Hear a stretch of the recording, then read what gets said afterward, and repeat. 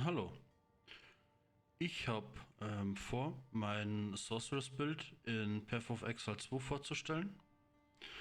Nach der Vorstellung werde ich auch noch eine Tier 15 Map machen, um zum zeigen, wie sich der Build spielt.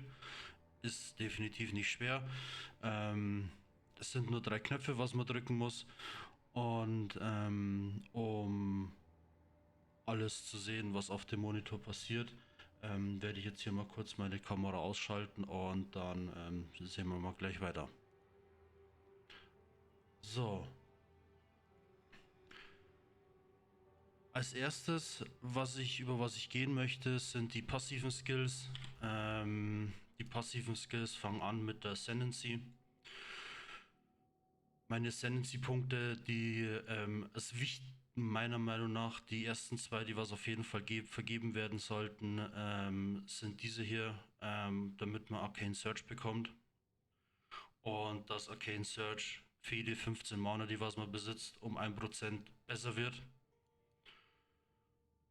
Als nächstes versucht man natürlich Spell Damage dazu zu bekommen, Intelligence, was auch wichtig ist für später dann Energy Shield, Mana Blessing, auch immer gut. Wir brauchen später, wie gesagt, für die Arcane Search jedes 15 Mana erhöhter Effekt, deswegen Mana erhöhen. Critical Overload, Increased Spell Damage if you dealt a critical hit recently, heißt, macht grundsätzlich 15% mehr Schaden, meistens zumindest.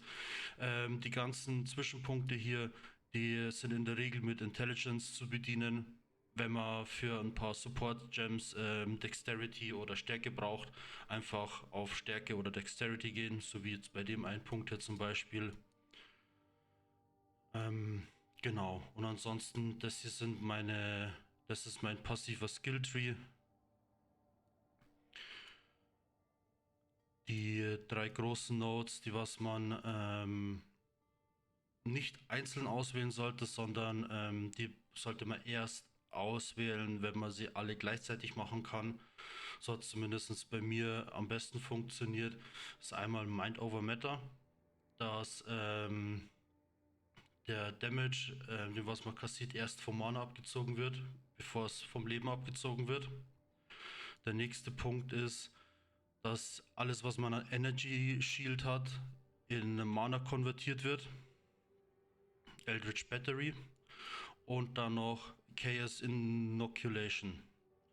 Heißt, man bekommt kein Chaos Damage mehr, hat aber nur noch ein Leben.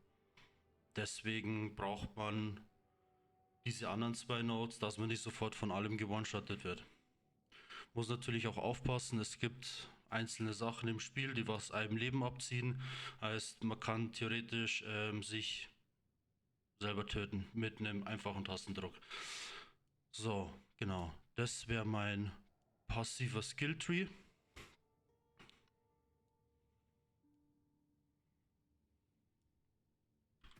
Als nächstes kommen meine Skill Gems.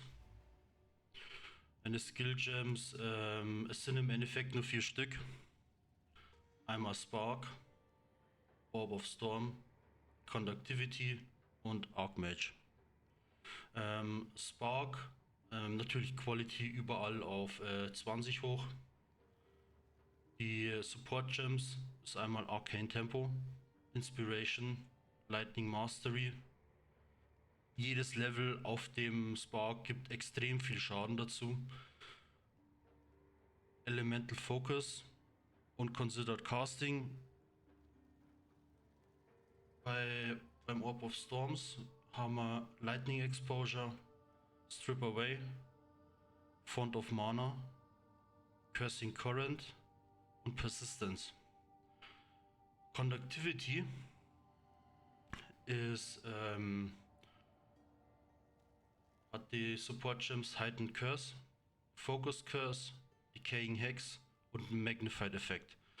Und Archmage hat tatsächlich gar nichts drinnen, weil das Ding kostet alleine 100 Spirit und wenn man schafft, mehr Spirit zu bekommen, kann man da bestimmt auch noch ein paar sinnvolle Gems reinpacken, aber ich habe keine drinnen und das läuft eigentlich ganz gut so. So, wie man hier sieht, ich mache jetzt mit meinem Spark 82.000 Damage. Sobald aber ich irgendwas mit einem Spell von mir treffe, geht das Ganze auf 91.000 hoch, wenn ich das richtig im Kopf habe. So, der Orb of Storm ist im Endeffekt dafür da, um nochmal ein bisschen extra Damage zu machen. Aber was halt hier ganz interessant ist, der hat hier den Font of Mana. Heißt, solange man in dem Ding drinnen steht bleibt, wird Mana regeneriert, beziehungsweise die Mana-Regeneration geht hoch und Conductivity ist einfach nur ein simpler Damage-Boost bei Bossen, bei Elites. Wenn man nochmal ein ganzes Stück mehr Damage braucht, schmeißt man den auf den Gegner drauf und der fällt in der Regel tot um. So, kurz meine Stats. Einmal meine Resistenzen 73, 75, 70. Chaos-Resistenzen braucht man keine, weil wegen der Node, dass ich kein Chaos-Damage bekomme. So, meine Mana-Regeneration, was sehr wichtig ist mit dem Bild, weil im Endeffekt dein Mana ist dein Leben.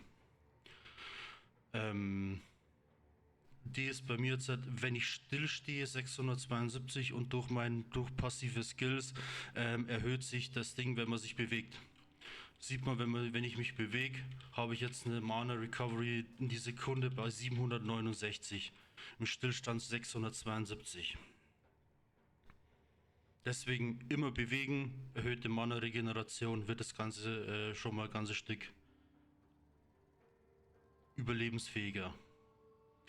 So, als nächstes mein Gear.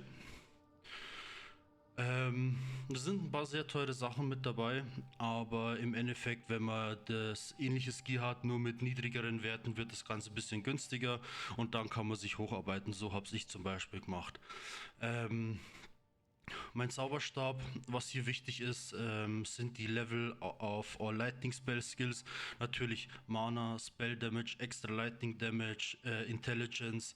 Das sind alles Stats, die was überall immer wichtig sind, aber beim Stab auf jeden Fall die Lightning Spell Skills. Das ist das Wichtigste, weil jedes Level gibt unfassbar viel Damage mit dazu. Mein Kopf. Hat Energy Shield als Wert drauf. Und ansonsten, wie gesagt, Mana, Leben, Energy Shield, Resistenzen, was halt, um das Ganze halt funktionsfähig zu machen. Das Amulett ist ein Everlasting Gaze Azur Amulet. Ich weiß jetzt nicht, wie viel es kostet auf dem Markt, aber es werden bestimmt ein paar Divine sein. Vielleicht kriegt man es auch günstiger, aber das ist auf jeden Fall wichtig, dass man sich sowas organisiert, weil es gibt halt Mana-Regeneration, maximales Mana. Und das Gute daran ist, dass es einen Energy Shield gibt, obwohl wir eine Passive haben, die was alles Energy Shield in Mana umwandelt. Heißt, alles Energy Shield, was wir erzeugen, durch unsere Rüstung und durch passive Skills, wird in Mana umgewandelt und 21% von diesem Maximum Mana wird zu Energy Shield umgewandelt. Deswegen habe ich trotz alledem, wie man hier unten sieht, noch 2057 Energy Shield. Macht das Ganze natürlich auch wieder ein bisschen tankier. Beim Fokus gibt es auch wieder die Möglichkeit, Spell Skills Level dazu zu bekommen. Ansonsten wie bei den anderen Sachen auch. Energy Shield erhöhen, Spell Damage, Mana, Cast Speed, Resistenzen, was man halt immer so braucht. Rüstung, wenn man da eine findet mit Mana Regeneration Rate, ist gut. Oder sollte man versuchen, macht das Leben einem einfacher und ansonsten, wie gesagt, es ist immer wieder dasselbe. Energy Shield, Intelligence, Resistenzen, macht das Ganze alles überlebensfähiger.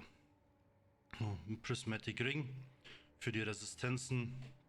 Kann man natürlich dann auch ein paar Rarity of Items noch erhöhen, dass man ein paar spannendere Sachen findet.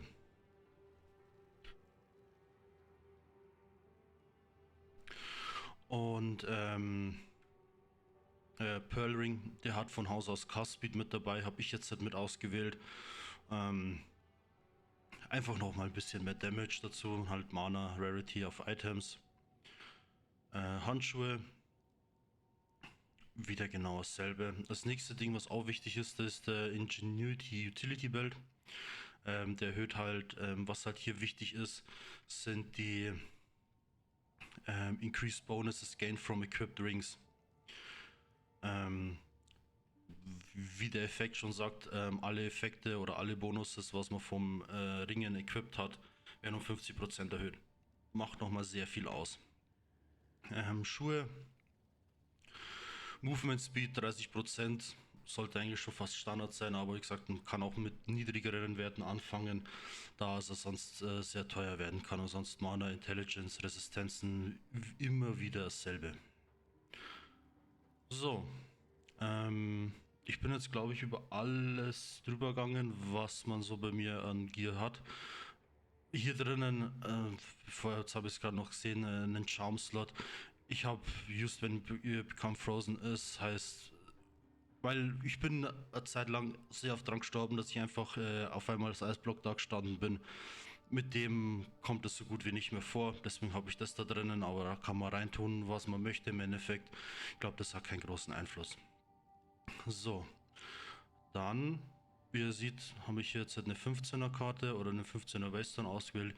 Jetzt werde ich mal eine 15er Bossmap laufen, dass man mal sieht, wie das Ganze sich runterspielt.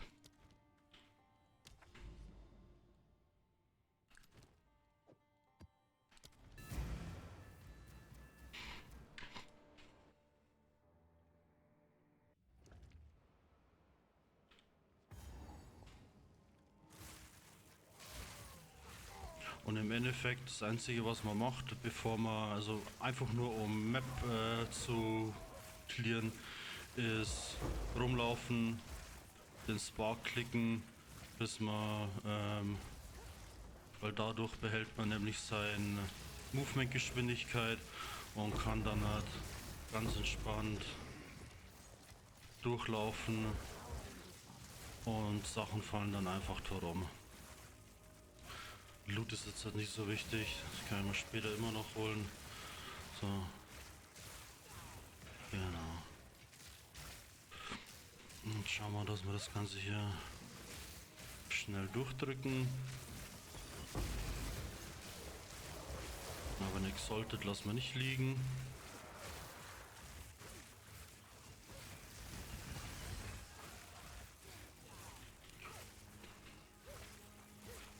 Da hinten ist noch die Elite.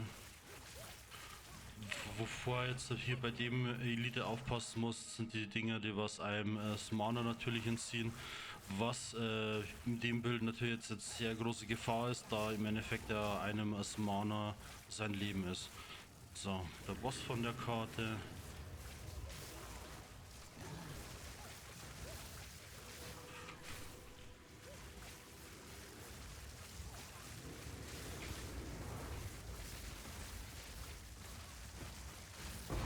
So, das war ein T15-Boss. Ist klar, geht bestimmt schneller, gibt natürlich bestimmt Leute mit mehr Schaden, aber das Ganze ist relativ einfach, da Energy Shield da ist, 3600 Mana und mit ein bisschen Aufpassen, Ausweichen. Für das gibt es eine Dodge-Rolle in dem Spiel, kann man die Bosse da ganz entspannt runterspielen. So, jetzt beenden wir noch fix die Map, suchen noch die letzten Uniques und dann sollte es schon soweit passen.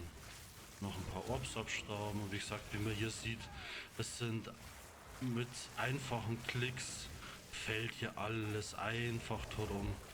Da ist halt, und solange man nicht den Spark gedrückt hält, behält man da auch sein Movement Speed und kommt da auch zügig durch das Ganze durch.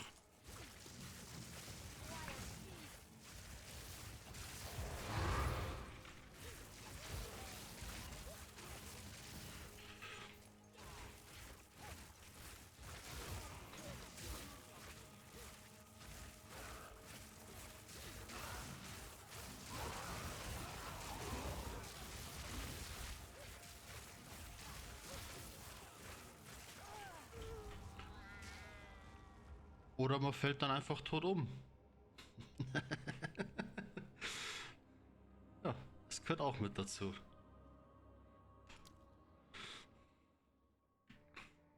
Aber wie man sieht, wenn man aufpasst und nicht unbedingt gerade in irgendwas reinläuft, das war's. Ich weiß auch nicht, was mich hier gerade getötet hat. Es war einfach nur ein absoluter One-Shot. Ähm, aber wie gesagt, das ist das Bild, mit dem was ich zurzeit spiele, mit dem ich sehr zufrieden bin. Und ja, dann sage ich Dankeschön. Ich hoffe, falls immer noch Leute da sind und sich das Ganze angeschaut haben, dass es jemandem hilft. Und wir sehen uns bestimmt irgendwann mal anders.